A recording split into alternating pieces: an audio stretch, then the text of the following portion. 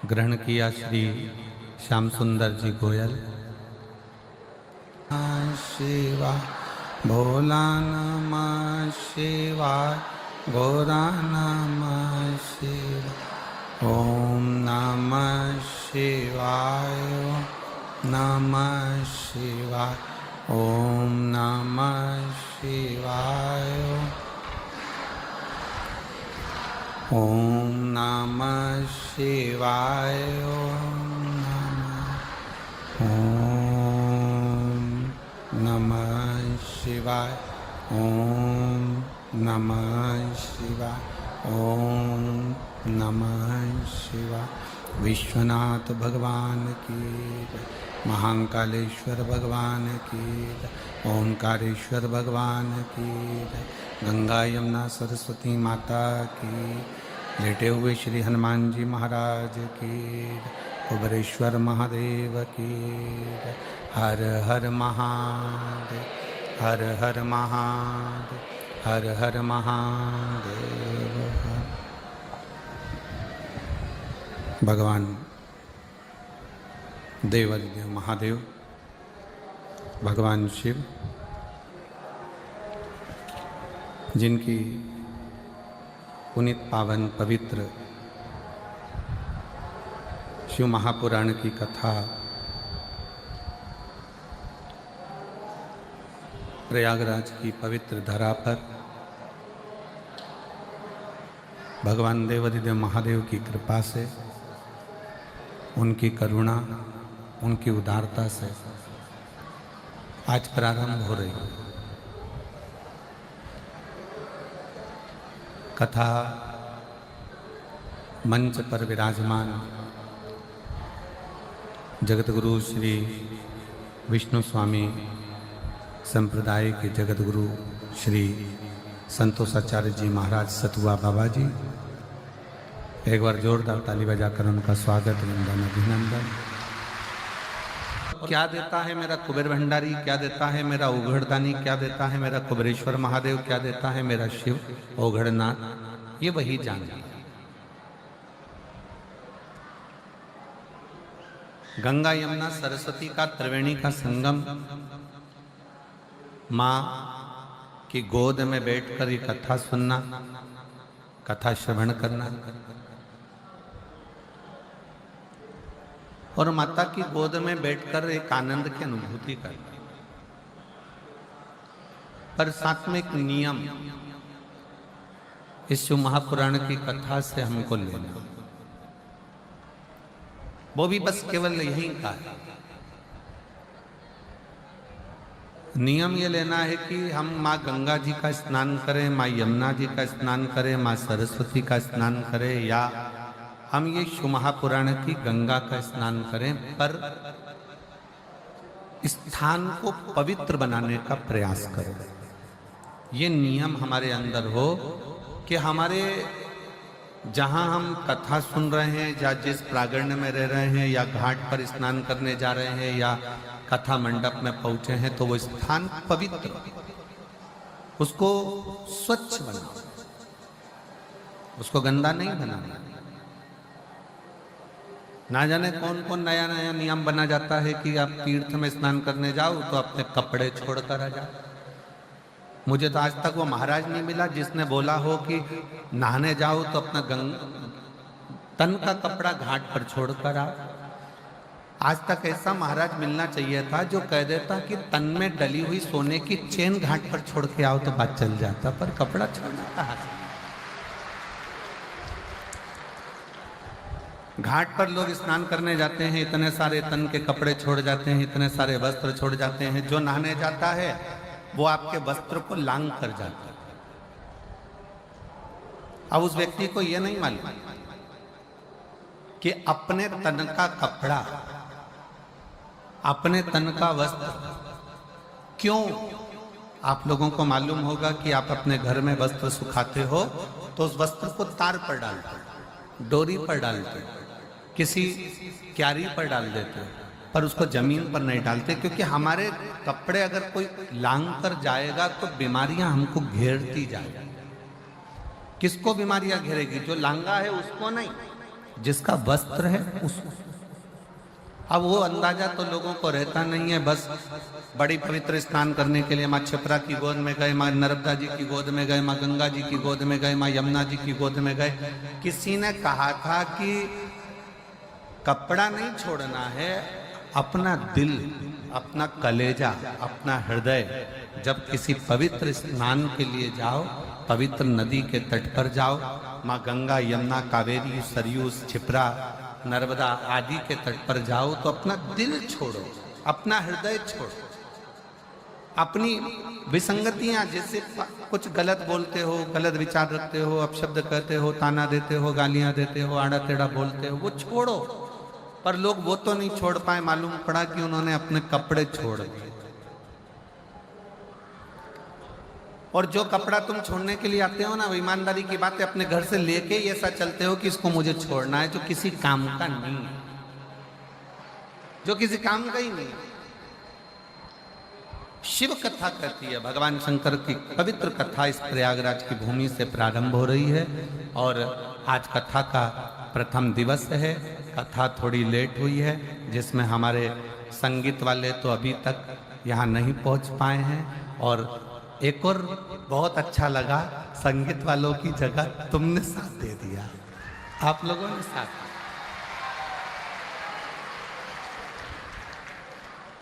और बहुत अच्छा लगा कि संगीत वाले नहीं आए तो कम से कम आपकी ताली और आपकी आवाज, क्या बोल्ड तरह से बोले हो नजर उतार वाले ना, आपको क्या जोरदार है। धन्य बाबा जी, ये पक्के भक्त हैं। और ये एक ही बात पूछते पूछते हैं, सतुआ बाबा शिविर का, सतुआ बाबा शिविर का, सतुआ बाबा शिविर का। और बहुत प्रेम से,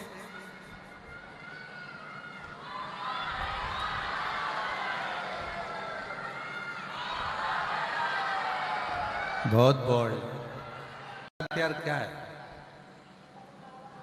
पिता की गोद में बैठकर कथा सुनी तो कितनी शीतलता थी, थोड़ी ठंडकता थी, खूब आनंद था।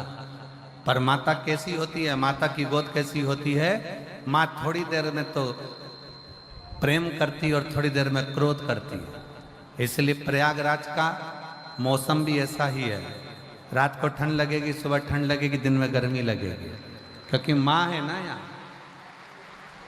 माता का भाव ही ऐसा होता है, थोड़ी देर में नम्रता है, थोड़ी देर में प्रेम करेगी, थोड़ी देर में क्रोध करेगी। कहाँ गया था, कहाँ चले गया था, क्यों गया था, इधर आओ, आओ बैठो, कहाँ गए थे। तो बस आप ये सोचकर कथा सुनो कि मेरी माँ के पास में बैठकर कथा सुन रहे, कथा का लाभ। और जिस कामना से आप कथा श्रवण करने के लिए आए, जिस भाव से आए हो, जिस दिल से आए हो, जिस हृदय से आए, केवल मां गंगा का जल भरकर नहीं ले जाओगे आप। ये हमारा विश्वास कहता है कि जिस कामना से आए हो वो कामना भी पूरी कर कर यहां से जाओ, पूरी कामना। और मैंने तेरे ही भरोसे बाबा, तेरे ही भरोसे हवा बिच उड़ती जावांगी बाबा, डोर हथो छड़नी ना मैं कटी जावांगी।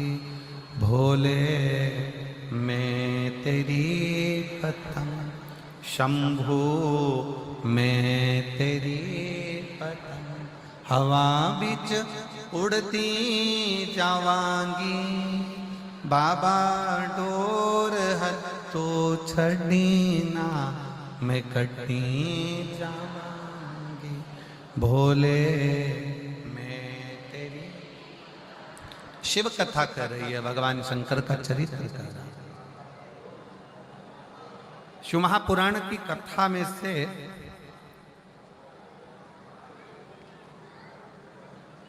इन 12 खंडों में से, संहिताओं में से एक शब्द भी अगर हम हमारे जीवन में उतार लेते हैं तो शिव को मिलने में देरी। अच्छा, कई लोग कहते हैं कि गुरुजी शिव क्या अपने असली स्वरूप में मिल सकता है? शंकर भगवान का क्या अपना असली स्वरूप में शिव हमारे सामने हमारे सम्मुख में आ सकते हैं?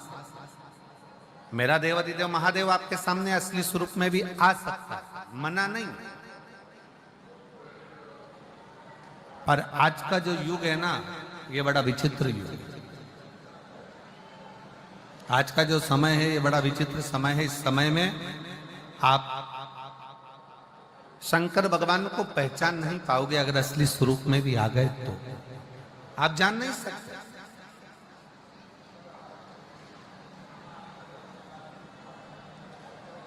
शिव अगर सत्यता के सम्मुख में सामने आकर प्रकट भी हो जाए, सामने आकर खड़े भी हो जाए, तो आप उसको पहचान नहीं पाओगे। आपके मन में आएगा, हो सकता है कोई बहरूपिया, हो सकता है कोई तिलक लगाया, हो सकता है कोई ने वेश बनाया, हो सकता है कोई स्वरूप धर कर आ गया। आप शिव को पहचानोगे तो शिव सामने कभी नहीं आते।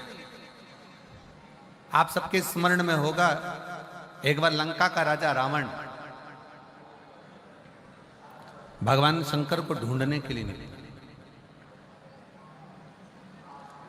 और लंका का राजा रावण जब भगवान शिव को ढूंढने के लिए निकलता है, ढूंढते ढूंढते लंका का राजा रावण थक जाता है, थक गया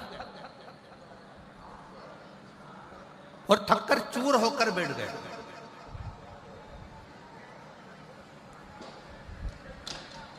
एकदम थका हुआ है, बैठा हुआ है, पड़ा हुआ, और उसने एक संकल्प लिया कि मैं शंकर को ढूंढ कर रहूंगा। मंदोदरी रावण के सम्मुख में आई और रावण के साथ में मिलकर मंदोदरी ने रावण से कहा, स्वामी आपसे शंकर भगवान रोज मिलते हैं, आप शिव जी की अर्चना रोज करते हो, आप शंकर का गुणगान रोज करते हो, आप शिव की पूजन रोज करते हो, तो फिर आप शंकर जी को ढूंढने क्यों निकले? मुझे शिव को ढूंढना, मुझे शंकर को ढूंढना। और शंकर भगवान को ढूंढने के लिए लंकाधिपति रावण लगा रहा, पर शिव उसको मिले।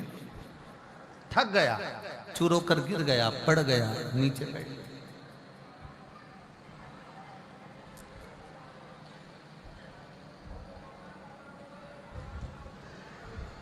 भगवान शिव को लगा मेरा भक्त है, मेरा भजन करने वाला है, मेरा स्मरण करने वाला। शंकर भगवान बोले, एक काम करो नंदी, जाओ जरा, और नंदी तुम जाकर लंकाधिपति रावण को समझाओ कि शिव को ढूंढने के लिए तुम मत करो, तुम एक काम करो कि जहां पर हो वहीं पर एक पार्थिव लिंग का निर्माण करो, और पार्थिव लिंग का निर्माण कर कर उसकी पूजन करो।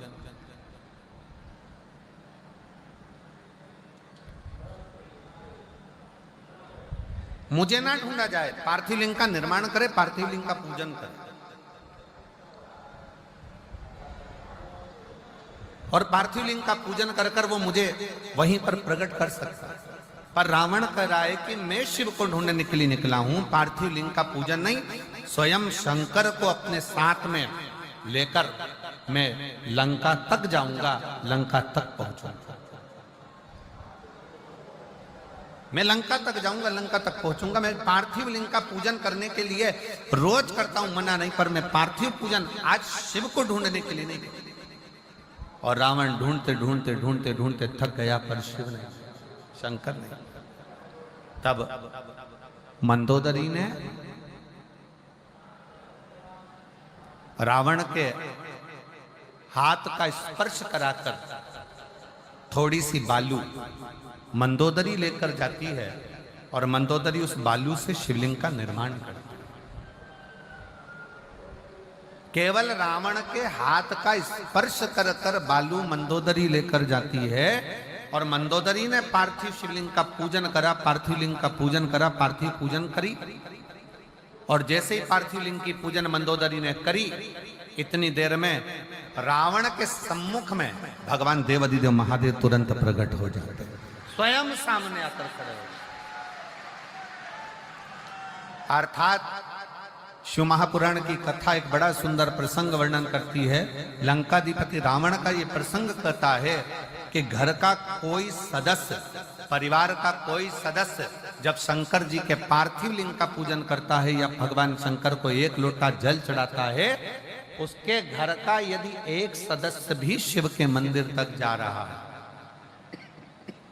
उसके घर का एक सदस्य भी अगर शंकर के शिवालय तक जा रहा है, तो ये निश्चित है कि परिवार का एक सदस्य भी अगर शंकर का भजन कर रहा है, तो वो एक सदस्य, इसलिए शास्त्र कहता है, उज्जैन का ऋण मुक्तेश्वर मंदिर का दरवाजे पर लिखा है कि शिव महापुराण सुनने वाला, शंकर का स्मरण करने वाला, शंकर को एक लोटा जल चढ़ाने वाला केवल एक पीढ़ी या 7 पीढ़ी को नहीं, 71 पीढ़ी को पार लगा देगा। 50 करोड़ में से कम 30 करोड़ तो भर के ले गया होगा, और 30 करोड़ अगर गंगा का जल भरकर लेकर गया होगा, तो वो 30 करोड़ में से प्रत्येक घर के 4 सदस्य और जोड़ लो,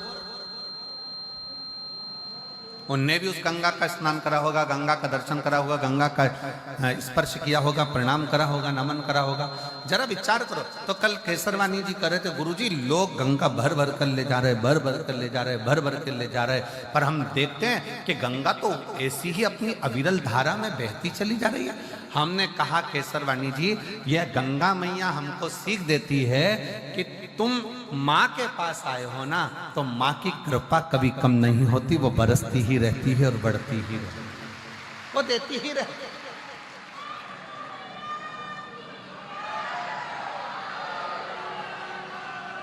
वो देती ही रहती है,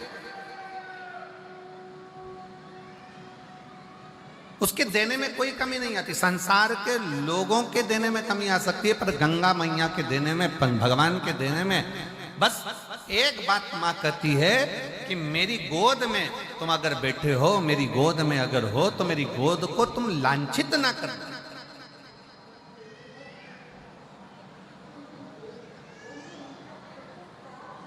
और कितना कितना विधर्मियों ने इस प्रयागराज के कुंभ को बदनाम करने के लिए कितना कितना विधर्मियों ने चाल चली। हालांकि कितनी चाल चली कि आगे रहकर कुछ ना कुछ ऐसी हरकत कर कर लोगों को धक्का देना, या ये करना या वो करना, और प्रयागराज के कुंभ को बदनाम करने के लिए अथक प्रयास किया, और सोचा कि अब कुंभ में कोई नहीं आएगा। परंतु उनको क्या मालूम था कि ये सनातनी शेर हैं,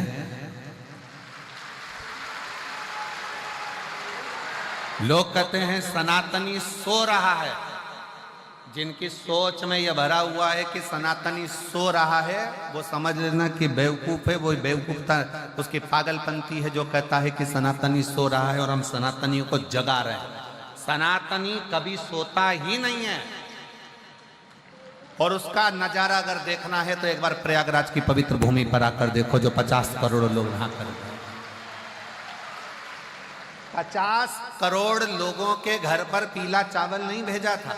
50 करोड़ लोगों के घर पर जाकर किसी ने निमंत्रण पत्र नहीं दिया था, पर वो 50 करोड़ लोग अपनी आस्था, विश्वास और श्रद्धा के साथ जय मां गंगे, त्रिवेणी का संगम, लेटे हनुमान जी की कृपा, बाबा का नाम लेकर बोल बम बोल बम बोल बम बोल बम बोल बम बोल बम बोलते बोलते बोलते बोलते सिर पर बेग तोलम सामान सारा चले जा रहे। 8 किलोमीटर, 5 किलोमीटर, 10 किलोमीटर, 12 किलोमीटर पैदल पैदल पैदल पैदल चले जा रहे। और पूरा प्रयाग जितने प्रयाग के रहवासी हैं, जितने प्रयाग के रहवासी हैं, इन प्रयाग में जिन्होंने अपने अपने पक्के मकान बनाकर रखे हैं, जिस प्रयाग के रहवासी जो इस प्रयाग में रहते हैं, मैं उनके चरणों को अगर धो धो कर भी पीऊं तो कम पड़े।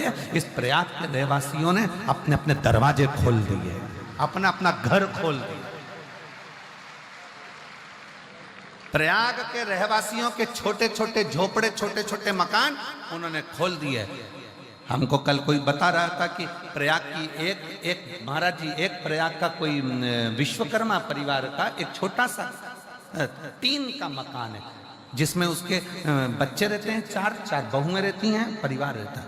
और उस विश्वकर्मा परिवार ने अपना घर खोला, और उसके घर में वो विश्वकर्मा परिवार का पति, बहू, बेटा, बच्चे दूसरे के घर में जाकर सोए। और सनातन धर्म के जो शिव भक्त आए हैं, मां गंगा के घाट पर उनको अपना घर दे दिया।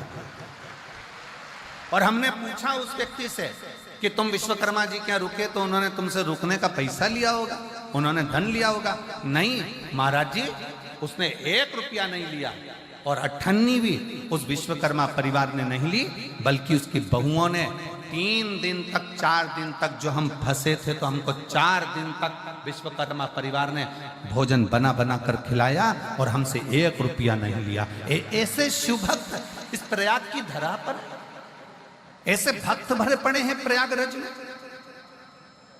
लोग कहते हैं संत प्रयाग में आते हैं, साधु प्रयाग में आते हैं, तपस्वी प्रयाग में आते हैं, साधक प्रयाग में आते हैं। आज मेरी व्यासपीठ प्रयाग में रहने वाले एक गरीब से लेकर अमीर तक के व्यक्ति को नमन करती है कि प्रयाग में संत बाद में आते हैं, पर प्रयाग के लोग भी किसी संत और साधु से कम नहीं है। किसी तपस्वी से प्रयाग के रहने वाले लोग कम नहीं है, ये साधकों से कम नहीं है जो रहे